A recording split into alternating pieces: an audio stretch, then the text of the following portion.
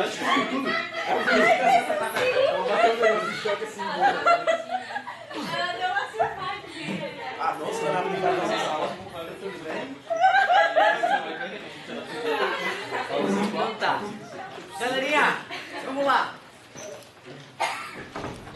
Eu não sei, mas eu te escutando como falar e eu me vejo no teu lugar. Eu passei por isso que tu passou. Mas eu mudei a minha maneira de enxergar depois que eu passei por isso. Eu mudei. Mas cara, logo no começo do meu terceirão eu tomei uma lambada do professor, mas uma lambada tão bem dada. Eu fiquei meio... uma semana toda, cheguei a pensar em mudar de colégio. Fiquei perseguindo o cara. Fiquei perseguindo no sentido... Tu não deixou eu terminar. Perseguindo em sala de aula, perseguindo os erros do cara, apontando os erros dele, mostrando o quanto ele era fraco, o quanto ele dava aula na base da decoreba. E me satisfiz em algum momento, depois de ter humilhado ele umas 2 vezes, me satisfiz e fiquei quietinho. E depois de tempos, eu vejo assim, eu chorei, fiquei magoado pra caralho, umas 2 semanas eu acho que eu fiquei magoado. E eu era aquele falso nota 10 que eu já te falava, né? Eu já te falei várias vezes, que às vezes o pessoal escuta eu falar isso, acha que eu não estou sendo humilde. Cara, eu tô te falando, eu achava que eu era um gênio, depois descobri que eu era um bosta. Eu só tinha 10 no boletim. Sabe o que é o boletim que bota no quadro, assim, no quarto, que tá tudo 10, 10, 10, 10 em todas as matérias? Tu vê, me dava a sensação de que eu era inteligente, mas é que era a competição que era muito fraca. Eu me destacava no meio dos fracos, aí parecia que eu estava inteligente. E tu pode ter a sensação, eu estava inteligente. Não sou, eu sou raçudo. Eu sou raçudo, eu faço na unha, eu odeio perder. Eu botei a bunda na cadeira 1000 vezes e chorei com os meus erros. Mas tu vê, cara, eu acho que o Bozó acertou quando ele me humilhou. Eu era chato, eu era um guri chato, não deixava a aula fluir, não era humilde, era um bosta, era um babaca. Se hoje eu sou bosta, naquela época eu era mais ainda. E isso dói, é isso que nos faz adultos, tomar porrada na vida e não chamar uma mamãe e papai. Resolver com a pessoa como vocês fizeram. Se for o caso, impostar um pouco mais a voz, falar de igual para igual, defender as tuas ideias, teus argumentos. Como em casa eu sempre tive essa chance de argumentar de igual para igual com meus pais, quando o argumento era bom, né? Quando o argumento era lixo, cala tua boca, bicho, que argumento idiota é esse? Então me dava liberdade de fazer isso, e por isso que eu me biquei com alguns professores. Mas justamente na hora que a sala cresceu, quando a sala era assim pequena, esse problema não existia de certa forma. Prepare-se que na faculdade vai ser infinitamente pior. O cara te manda tomar no... Não tem o que fazer, vai tomar no teu... Cala a tua boca, ele vai fazer o quê? Vai processar o cara, saca? Não tem muito o que fazer. Se for na federal, te prepara, o cara, tu vai ter que passar com aquele único cara que dá aquela matéria. E se tu começar a empombar com o cara, teu curso não vai pra frente. Pré-requisito para outra matéria, tu vai ter que baixar a cabeça. É muito triste isso, cara, me decepcionei muito. E fui alertado por professores antes disso. Mesmo assim, eu tive que me bicar com os caras lá na UFSC para começar a me adaptar. Nem sei se me adaptei, né? Ô galerinha, página 2, questão 1301, leva na boa, não fica tão magoado. Um curioso estudante, empolgado com a aula de circuito elétrico que assistiu na escola, resolve desmontar sua lanterna. Quantas eu desmontei? Utilizando-se da lâmpada e da pilha, retiradas do equipamento, e de um fio com as extremidades descascadas, faz as seguintes ligações com a intenção de acender a lâmpada. Tendo por base os esquemas mostrados, em quais casos a lâmpada acendeu? Cara, para que o cara mate essa questão, ele além de ter noções de física, ele já tem que ter olhado para uma pilha e observado a pilha atentamente. Ele já tem que ter olhado para uma lâmpada e observado a lâmpada atentamente.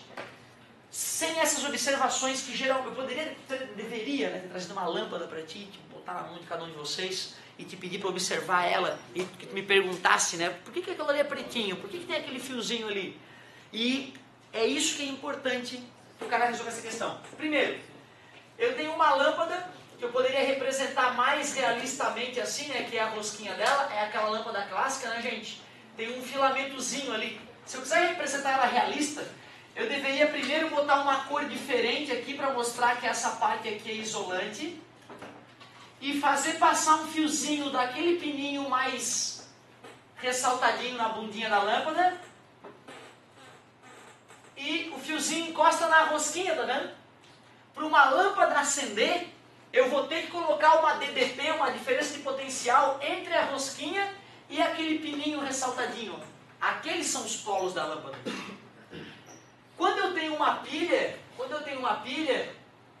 o aluno tem que saber que aquele polo ali ressaltadinho é um dos polos, que no caso é o positivo, e aqui aquela bundinha metálica da lâmpada é o polo negativo. Para que a lâmpada acenda, esse filamento aqui vai ter que ser aquecido, vai ter que passar corrente elétrica por ele. Eu vou ter que conectar um fiozinho que vai do pininho ali ressaltado até a bundinha negativa da lâmpada e um fiozinho que vai da rosquinha metálica até o outro pininho da lâmpada. Ou o contrário, não importa, uma lâmpada não tem polo positivo e polo negativo, como ela é um resistor, não importa da onde para onde a corrente elétrica vai fluir dentro dela, ela vai brilhar de qualquer maneira. Ou seja, uma outra opção seria colocar esse fiozinho aqui e esse outro fiozinho ali na bundinha. Aí vai acender a lâmpada. Ou seja, o cara tem que ter uma certa familiaridade com a lâmpada, né? Ele tem que ter trocado uma lâmpada na vida, olhado para a bundinha da lâmpada e percebido, ó, um contato metálico é a própria rosca, o outro contato metálico é uma pontinha metálica bem aqui nessa região ressaltadinha. E ele já tem que ter olhado uma pilha e percebido que aqui a pilha é isolante nessa parte, ela é isolante, e ela tem contato metálico ali e ali. Ali e ali. Agora vamos ver. Te dei a ideia. Vamos ver.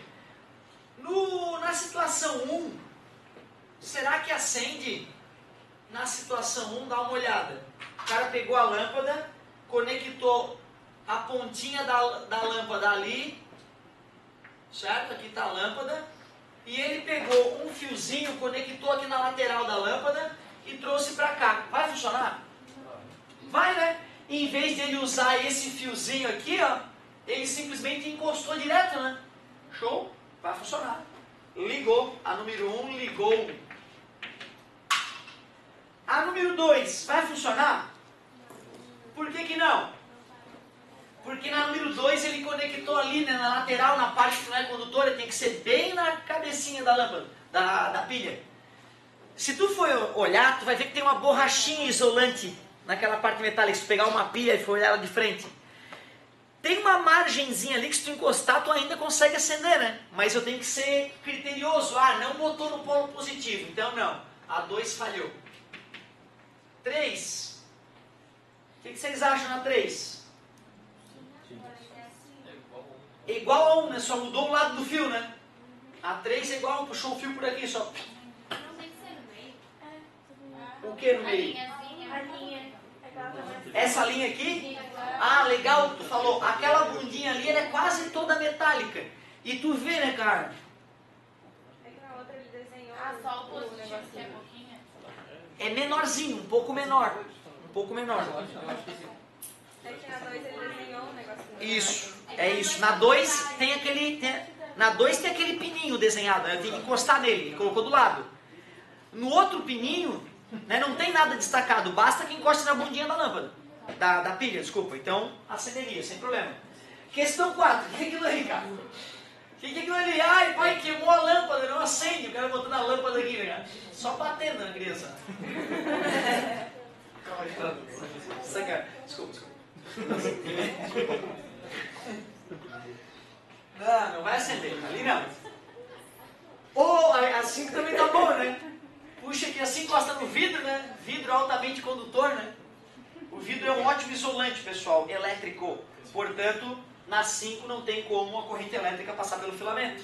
Não acendeu também. Questão 6, o que vocês acham? Por que não? Eu acho que funciona. Exatamente, vai dar um curto-circuito na pilha. Porque seria equivalente a fazer isso aqui, ó. Botar um fiozinho na rosquinha metálica e o outro fiozinho também na rosquinha metálica. Tanto o polo positivo, aqui não, aqui.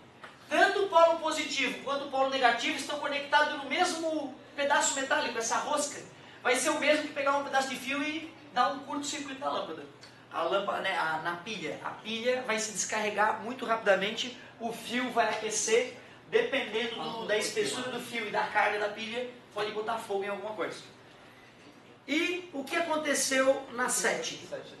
A 7 dá certo, né? Porque ele fez que nem a 1, só que inverteu os polos, né? certo? Encostou a lâmpada aqui assim, com a rosquinha aqui assim, né? A rosquinha da lâmpada estava aqui.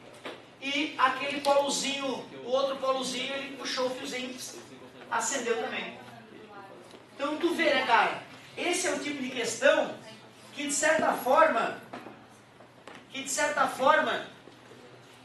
não se ensina, né? Só se na aula eu trouxe uma pilha. Trouxe uma pilha e fizer a coisa acontecer, né? Certo? E tu vê, cara, uma das coisas que eu peco, e eu sempre assumi isso, é na parte experimental.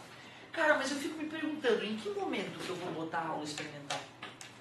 Só se parar de falar, né? Se parar de dar aula, e tu vê que as aulas são um absurdo, né, cara? Tem aula que em 2 aulas eu dou 3 frentes. Então tu vê, né, cara, realmente, com a quantidade de aulas que nós temos, fazer a parte experimental é bem delicado. E aí, realmente, o guri que é metido, já desmontou o carrinho 1 ou 2 vezes, ele bota essa, mesmo sem ter estudado física, né? Ele mata a questão. A importância de tu gostar de mexer nas coisas e... A minha mãe falava que era destruir, mas eu, né, hoje eu acho que ela entende, né, que o objetivo era entender realmente a coisa. Meu sonho era olhar eu olhava aquelas placas de circuito do carrinho em controle remoto, cara, será que um dia eu vou entender aquilo, cara? O que está acontecendo nessas coisinhas, nesses pedacinhos pequenos soldados naquela placa? Aquilo sempre me encantou.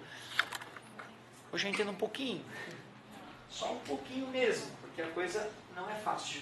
E aí, quais lâmpadas acenderam? 1, 3 e 7. 1, 3 e 7. Sempre conferindo o gabarito, hein, amigos? Vamos lá, próximo. 13 e 9. Ô, professor, Fala comigo. por que o LED tem polo e a lâmpada não? LED, na verdade, é Light Emissive Diode. Ou seja, diodo emissor de luz. E o que é um diodo? Diodo é uma válvula elétrica. Diodo, o que é isso? Diodo é uma válvula, sabe, as nossas, eu não sei se são veia, né, porque está retornando, né, artéria, veia. Tem veias na panturrilha nossas, né, que elas têm umas abinhas que só deixa o sangue subir e na hora que o sangue tenta descer, as abinhas trancam, né? Já estudaram isso, né? Por isso que a gente descansa, não? Nas panturrilhas, as veias que trazem o sangue de baixo para cima, eles têm umas abinhas assim, ó. Ou seja, o sangue pode fluir para cima, mas se ele tenta fluir para baixo, essas abinhas acabam impedindo a passagem do sangue, certo? É por isso que a pessoa descansa melhor depois de uma corrida caminhando e não parada, né? O atleta, depois que ele correu uma maratona, ele não senta geralmente, a não ser que ele desmaie, ele continua caminhando, né, para poder descansar, porque o ato de caminhar ajuda com a contração da panturrilha, né, a bombear o sangue para cima, contra a gravidade, certo? Então, isso aqui é uma válvula que a natureza criou para economizar energia no fluxo sanguíneo da pessoa, certo? Tu imagina se eu pudesse criar uma válvula elétrica que só deixa a corrente elétrica ir para um lado, a corrente elétrica ir para o outro não vai. O que a gente faz para construir um diodo é uma coisa que a gente estuda na engenharia. Mas no ensino médio, tu só tem que saber qual é o símbolo do diodo e saber que esse diodo com a setinha apontando para lá deixa a corrente elétrica passar para lá. Mas caso a corrente elétrica tente vir no sentido oposto, ele impede a passagem da corrente elétrica. Ele é condutor nesse sentido e isolante no sentido oposto, certo? E dependendo de como tu cria esse diodo, além de ele funcionar como uma válvula, ele emite luz. Aí é o LED. Diodo emissor de luz. Certo? Então, na verdade, o LED nasceu de um diodo. E como o diodo, a função do diodo é justamente essa, a característica do diodo é justamente essa, e como o LED nasceu do diodo, então ele já nasceu com essa característica de só permitir corrente elétrica passando num sentido. E o objetivo principal de ter esse diodo inicialmente era sinalizar que o circuito está funcionando, né? Certo? Corrente elétrica passou pelo circuito, o LEDzinho acende. Baixíssimo consumo de energia e me sinaliza o que está acontecendo naquele circuito elétrico. Os primeiros LEDs criados não sei quanto tempo atrás estão piscando até hoje, não queimaram. Eles aparentemente têm vida infinita. Então os LEDs originais, hoje a gente consegue construir um LED com economia de material que acaba queimando depois de um tempo. Mas originalmente o LED não tinha vida, limite de vida infinita. Enquanto uma lâmpada aí dura, sei lá, né, 10 mil, 100 mil horas, o diodo passava com uma vida infinita. Os criados há décadas e décadas atrás estão até hoje, os primeiros em experimento, piscando em ohms acesos direto e estão lá, funcionando. Ainda não terminou o experimento. Certo? Muito bom. 13? 13,9.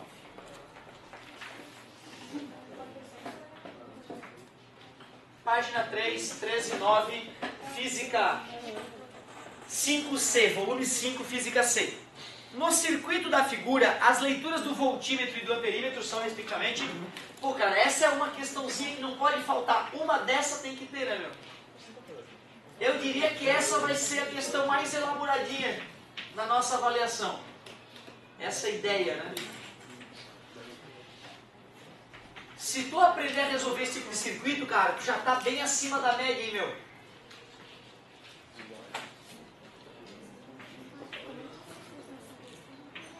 Mas não pode deixar isso para trás. Tens que aprender a resolver isso. Outra, eu gostaria que tu aprendesse a resolver quando também não for 6 aqui, entendeu? Tu vai ficar um pouquinho mais delicado. Quando não for igual aqui 6 e 6. Porque isso facilita a nossa vida, né? Primeira coisa que eu vou fazer, vou pegar essa associação em paralelo e vou resolver. O que nós já falamos sobre associação em paralelo? Quando são iguais, se for 2 cai pela metade, se for 3 cai para 1/3, se for 10 cai a 10ª parte, divide pelo número de resistores iguais, né? Qual era aquela técnica para ver quando é diferente? Se eu tivesse, por exemplo, um de 12 e um de 6, eu pego de 6 e transformo em 2 de 12. Aí fica tudo de 12. 12 dividido para 3, 4. Sacou? Então, um de 12 com um de 6 em paralelo, eu descobri que dá 1 de 4. Porque eu troquei o de 6 por 2 de 12. 12 dividido para 3, 4. É isso. Nada, prazer. Então vamos lá. Primeiro vamos melhorar o circuito. Esse de 7 eu vou manter. E 6 com 6? 3 ohms. Observe que esse circuito que eu criei nem existe. E ainda vou enxugar ele ainda mais, ficar um circuitinho bem bobinho. Esse circuitinho bobinho, com 10 ohms, porque está em série, né? É só somar. Ele é bem fácil de resolver. V igual a R vezes I. A tensão é 100 volts. A resistência é 10 ohms. Calcula o I. Está multiplicando, passa 10 amperes. Só que 10 amperes passa nesse circuito hipotético. Quer dizer que por aqui vem 10 amperes. E aí eu descobri que nesse cara passa 10 amperes. Por aqui chega 10 amperes. E só porque os resistores são iguais, só por isso, 5 amperes em cada um. Caso contrário, poderia fazer Vamos fazer a conta para mostrar como é que faz. Eu vou fazer a conta, mesmo já tendo a resposta desse. Primeiro vamos calcular o V atuando nesse cara. V igual a R vezes I. O R dele é 7. E o I que percorre ele é 10. Por isso que tem 70 volts atuando nele. Matamos a questão, né? 70 volts a leitura do voltímetro, 5 amperes a leitura do amperímetro. Mas vamos fazer o cálculo. Da corrente que passa nesse cara. Vou te provar que é 5 sem o uso do bom senso. Quantos volts eu tinha? Quanto que eu gastei nesse cara? 70, né? Sobrou quanto para esses? 30. E como eles estão em paralelo, ambos recebem 30 volts. V igual a R vezes I. O V é 30, o R é 6, calcula o I. Está multiplicando, passa dividindo. I igual a 5 amperes. É algo que a gente já vem treinando há algum tempo, esse raciocínio, né? De tu perceber que se tu tem 100 e gastou 70, sobra 30. Algo que a gente já vem treinando há algum tempo.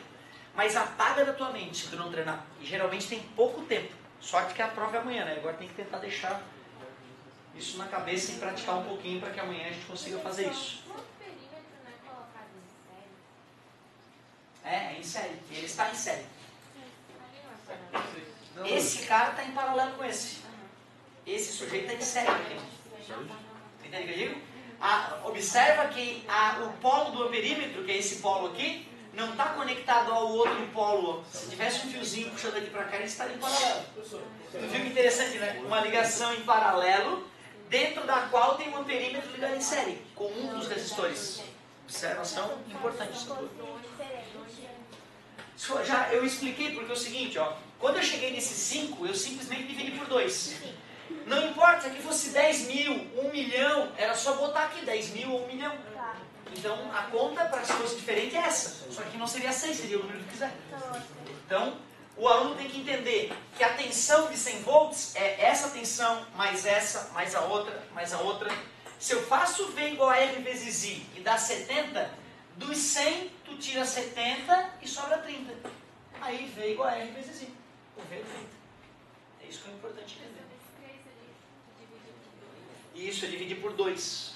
Dividir por 2, porque na verdade a associação em paralelo é o resistor equivalente, o inverso dele é 1 sobre R1 mais 1 sobre R2. Aí quando a gente estudou isso, a gente viu, né, que quando eles eram iguais, acabava ficando dividido por 2. É isso aí. Professor, porque teve outro exemplo que o amperímetro me dá um curto-circuito. Sim, porque ele tinha sido ligado em paralelo. Se eu ligar um amperímetro que tem resistência nula em paralelo com um sujeito, aquele sujeito deixa de existir no circuito. Se eu conectasse um amperímetro aqui, ó, em paralelo com esse indivíduo, ele entraria em curto-circuito e ele deixaria de existir no circuito. Certo? Porque amperímetro é ligado em série. Já que o amperímetro quer medir corrente elétrica, ele tem que estar conectado ao elemento de forma que a corrente elétrica que passa pelo elemento passe por ele. E essa associação é em série, que tem a mesma corrente. Um voltímetro, ele lê uma diferença de potencial, então ele tem que estar conectado com os dois pontos que tem diferença de potencial. Se eu quiser calcular a diferença de potencial daqui para cá, eu tenho que conectar o voltímetro desse ponto para o outro ponto. Por isso que o voltímetro é conectado nos polos de um elemento que eu quero medir a tensão elétrica. E por isso, ele deve ter resistência elétrica infinita, para que ele não desvie a corrente elétrica por ele, né? Certo? Tu vê que é tanta aula, é tanta informação, a gente tem que estar constantemente exercitando e revisando isso tudo. Se tivesse mais um de 6, mudaria alguma coisa? Aqui em paralelo? Sim, porque aí seria 6 dividido por 3. Porque aí ficaria 1 sobre 6, mais 1 sobre 6, mais 1 sobre 6. Certo? Por isso que nós vimos uma regra que era a seguinte: quando for resistor em paralelo, todos iguais, tu pega o valor de um deles e divide pelo número de resistores. Isso facilita bastante o cálculo de resistores em paralelo, desde que eles sejam iguais. E quando eles não forem iguais, dá para usar aquele macete que o amigo me perguntou ali, dá para dar um jeitinho brasileiro e conseguir usar o macete. Aquele macete é muito poderoso, agiliza bastante a nossa vida. Vamos mais uma? 13 e 16. Fala para você. Se tu pega um perímetro ideal e tu bota ele na tomada, o que ele vai marcar? O amperímetro ideal, ele tem resistência nula. Na tomada tem 220 volts. Essa tomada está ligada a um disjuntor. Caso a corrente elétrica que passa pelos fios seja muito alta, para que o fio não fique incandescente e não queime dentro da parede, botando fogo na estrutura toda, tem esse disjuntor que vai desarmar, né, para evitar um problema maior.